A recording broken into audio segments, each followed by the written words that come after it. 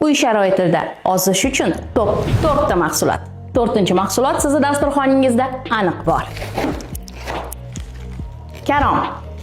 Past kaloriyali, tolaga boy, to'qlik hissini uzoq muddatga saqlovchi mahsulot. Ikkinchisi, tuxum.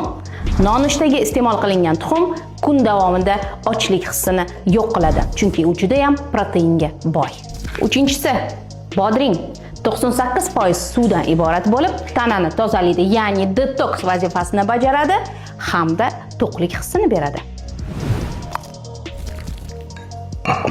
Hammaning uyida bor mahsulot ko'k choy. Metabolizmni tezlashtiradi hamda yog'ni erishiga yordam beradi.